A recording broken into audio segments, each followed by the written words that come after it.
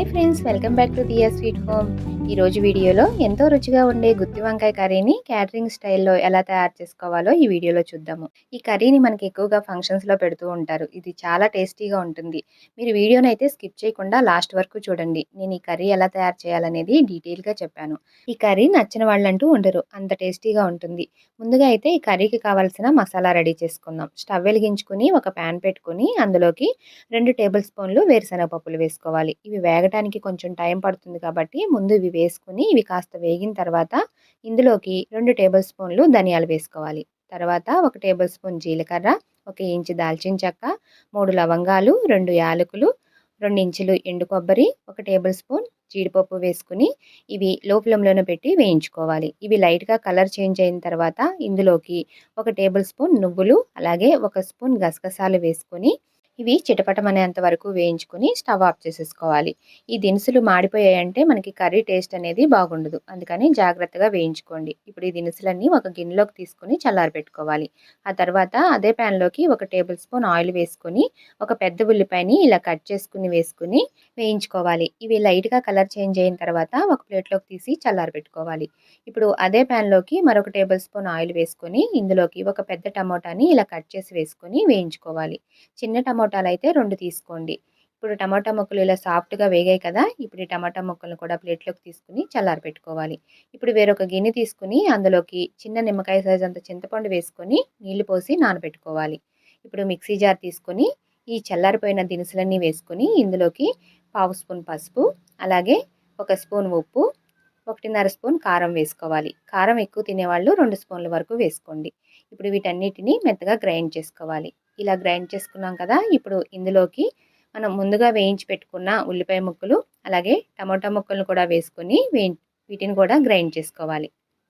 ఇలా గ్రైండ్ చేసుకున్న తర్వాత ఇందులోకి 1 టేబుల్ స్పూన్ అల్లం వెల్లుల్లి పేస్ట్ కూడా వేసుకొని మరొకసారి గ్రైండ్ చేసుకోవాలి.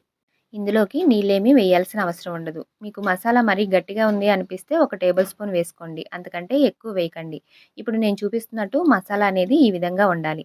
ఇప్పుడు హాఫ్ కేజీ వంకాయలను తీసుకోవాలి. వంకాయలని శుభ్రంగా కడిగి ఆ తర్వాత కట్ చేసుకోవాలి. మీరు వంకాయలు తీసుకునేటప్పుడు ఇలా చిన్న చిన్నవి లేతగా ఉన్నవి తీసుకుంటే కర్రీకి చాలా బాగుంటాయి. ఇప్పుడు వేరొక గిన్నెలో కాసిన నీళ్ళు తీసుకొని అందులోకి 1 టేబుల్ స్పూన్ ఉప్పు వేసుకోవాలి.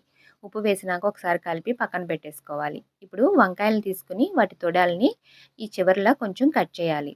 ఆ తర్వాత వంకాయని 4 భాగాలుగా కట్ చేసుకోవాలి. ఇప్పుడు నేను వీడియోలో చూపిస్తున్న విధంగా కట్ చేసుకోండి. వంకాయలు చూసారు కదా! చాలా లేతగా ఉన్నాయి. ఇలా ఉన్నాయి తీసుకుంటే వంకాయలు చాలా త్వరగా మగ్గిపోతాయి. కర్రీ కూడా చాలా టేస్టీగా ఉంటుంది. ఇప్పుడు ఇలా కట్ చేసుకున్న వంకాయలన్నిటిని ఉప్పు నీళ్ళల్లో వేసుకోవాలి. ఇలా ఉప్పు నీళ్ళల్లో వేసుకోవడం వల్ల వంకాయలు నల్లపడకుండా ఉంటాయి. అలాగే కండ్రెక్కకుండా ఉంటాయి. ఇలా కట్ చేసిన వంకాయల్లోకి మనం ముందుగా గ్రైండ్ చేసి పెట్టుకున్న మసాలాని నింపి పెట్టుకోవాలి. ఇదే విధంగా అన్ని వంకాయల్లోకి మసాలాని నింపి పెట్టుకోవాలి. ఇప్పుడు మిగిలిన మసాలాని మనం కర్రీలోకి గ్రేవీగా వాడుకోవచ్చు.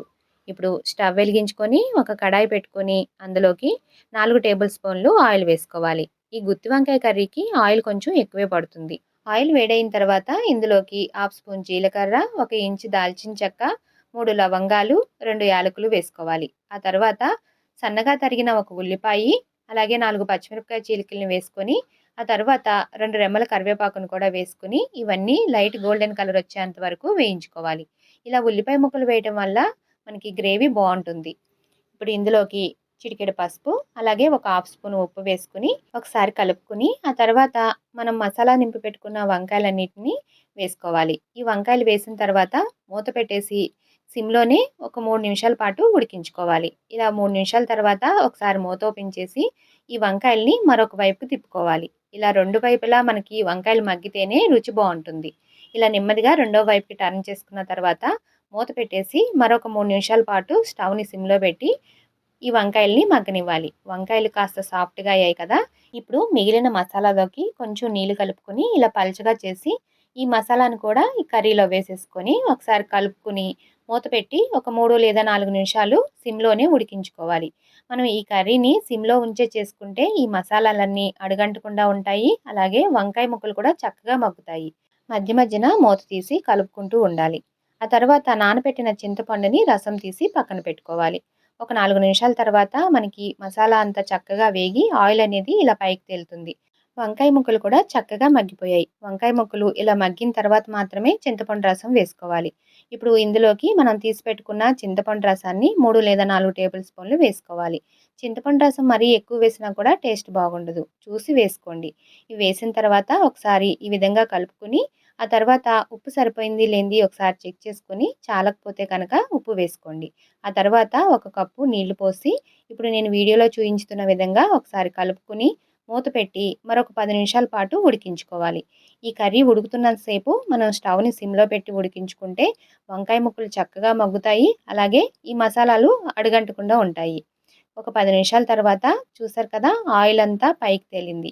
ఇలా పైకి తేలింది అంటే మనకి మసాలాలు చక్కగా వేగినట్టు. అలాగే వంకాయ ముక్కలు కూడా చాలా సాఫ్ట్‌గా ఉడికిపోయాయి కదా! వంకాయ ముక్కలు ఇలా సాఫ్ట్‌గా ఉడికితేనే మనకి కర్రీ టేస్ట్ బావుంటుంది. ఇప్పుడు ఫైనల్‌గా కొంచెం కరివేపాకు అలాగే కొంచెం కొత్తిమీర వేసుకొని స్టవ్ ఆఫ్ చేసేసుకోవడమే. చూసారు కదా! క్యాటరింగ్ స్టైల్‌లో గుత్తి వంకాయ కర్రీని ఎలా తయారు చేసుకోవాలో. ఈ కర్రీ మనకి రైస్‌లోకి, చపాతీలోకి, బగారా రైస్‌లోకి చాలా బావుంటుంది. మీరు తప్పకుండా ఒకసారి ట్రై చేసి మీకు టేస్ట్ నచ్చింది లేనిది నా కామెంట్ సెక్షన్‌లో తెలియచేయండి.